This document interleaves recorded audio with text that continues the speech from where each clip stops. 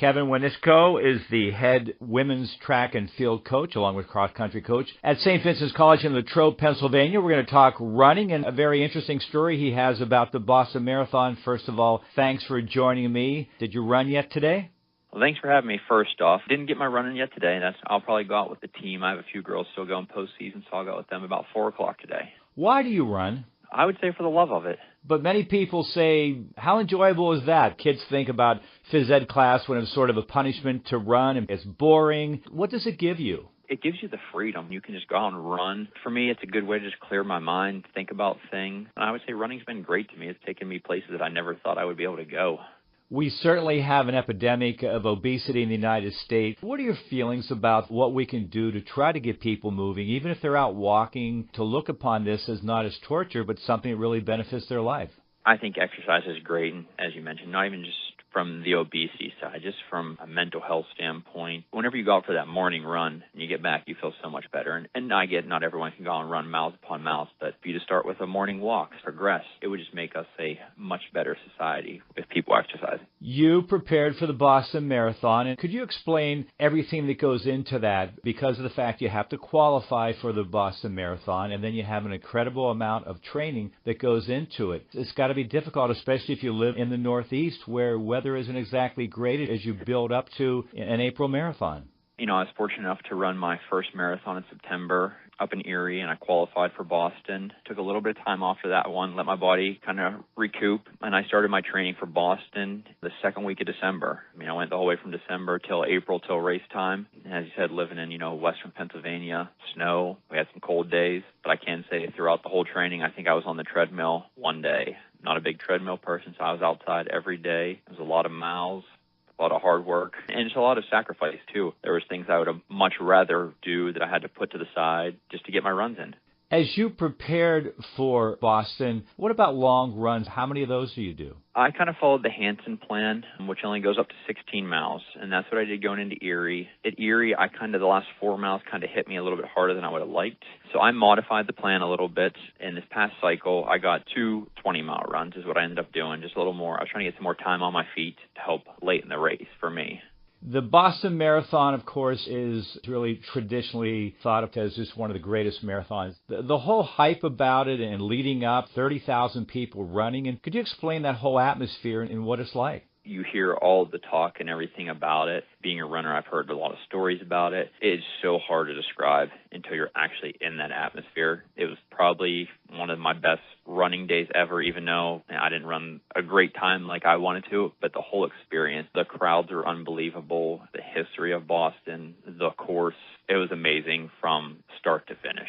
When you say you weren't happy with your results, you look at your time, so many runners would give anything to be able to even break 3 hours. You were not happy, but is that part of being an athlete? You're never really satisfied with results? I think to a degree it is. At Erie, my first marathon, I went 2:33, and I actually went into the race a little banged up. I didn't run 10 days prior because I had some tendonitis. In this past training cycle, I was well ahead of anything that I ran the past cycle. All my tempos, all the speed work, mileage is up, the long runs were increased. So I felt I had a real good shot of going about 225 or mid-220s for sure. Whenever you look at it from that perspective, to run 250, it was a little hard on me that day, but looking back at it, it wasn't in the cards that day, and that's kind of the hardest thing with a marathon. You can put all that time in, and it comes down to one day. What were the difficulties you had during the Boston Marathon, and why does that happen? Pretty early in the race, between mile 3 and 4, I had some calf tightness in my left calf, something I haven't experienced the 4 months of the training cycle or even the whole training cycle before. I tried to tough it out. I made it to about mile 8, and it started to go south a lot quicker. And by the time I got to 10, I knew that the goal was out the window. For me, it changed real quick, and I said, I just need to finish this race. I didn't want to go the whole way to Boston and not finish, so I fought through a good bit of calf pain a bulk of the race. I don't know what caused it. Didn't have any problems in training. It just kind of came out of nowhere. As you come near the end of the race, and this is where our story evolves into what you did, you see a runner who's having difficulties. What was your first reaction of seeing this guy who was in distress? What kicked in for you? We turned onto Boylston Street, which is the final turn. And the street itself is probably about 600 meters to the finish. We were probably about halfway down there, so probably about 300 meters left in the race. And out of the corner of my right side, I see a guy kind of stumbling a little bit up ahead of me, and then he kind of hits the curb and goes down. I kind of just wanted to make sure he was all right, and I went over, and I could just kind of tell that he wasn't all right. I didn't hesitate, just threw him up on his shoulder and started going towards the finish line. And then, I got about 100 meters down a little bit further, and another man picked him up on the other side. We were able to get him into the finish chute. I saw someone in need and just wanted to be there to help. Why does that happen? You see so many instances where at the end of a marathon, you see runners crawling, collapsing so close to the finish line. What happens to the body? Runners have this happen. During the marathon, a lot of bad things happen to the body, I can tell you that. I actually read an article, and they say sometimes running a marathon is similar to being in a car crash.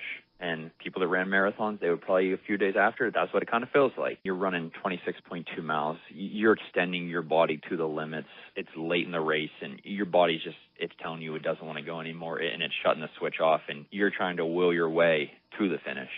When you were helping this runner, going back to that situation, why not just call for help? There were so many people around. Why, again, the instinct? Is it because being a coach and you've been involved with helping so many runners over the years? Do you think that was part of it?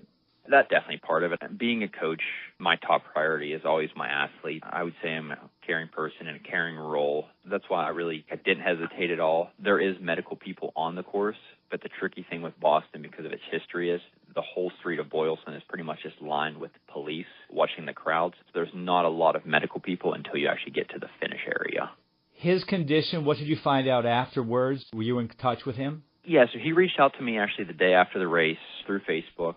So we got him to the finish area, and they kind of rushed him off to the medical tent. And that's all I knew as far as that day. But he told me the following day that they dropped him in an ice bath immediately, and then they had to take him to the hospital. And then he got released from the hospital late that night. Yeah, he had a body temperature of 108 degrees. He doesn't remember anything the last couple miles of the race. And then he'll run another marathon, right? Now, I would imagine he would. You, of course, became a viral sensation. You obviously weren't doing that looking for publicity. How amazed were you about how many people found out what you did, and your phone blew up, didn't it? Yeah, no, it was definitely crazy. Like you said, it wasn't nothing that I expected to happen. I was just trying to help someone out. I got back to where I was staying about an hour and a half after the race. I checked my phone because, of course, I didn't have it on me, and I had close to 100 text messages. And my first thought is, I didn't run that good of a race, so I don't know why all these people were texting me. And then I started seeing stuff that, they're sending me pictures of stuff posted online. I'm like, wow, it's kind of crazy. And I'm like, okay, it's just a little bit. And then it was really the next day that I realized, this thing's going really big. I had people calling my work phone from other people at St. Vincent saying they were in San Diego and they saw it on the news. My uncle called my dad. He saw it in Houston, Texas. It was on major market. You look at what you did, would you agree with me that the majority of runners would have done the same thing? As you said, running gives you so much. What do you think it is about runners and the whole community of runners that makes it so special? Yeah, and then that's what a lot of people that I've talked to about this, I said, I really don't feel like I did anything that special. I would hope that most runners in that situation would help someone out. Being in that running community, you know what other people go through. My thought was, I put 4.5 months of training in for this race. This guy probably did too. If I can help him get to the line, then that's what I need to do. Because when you put that much time or effort into something, you should be able to at least finish it.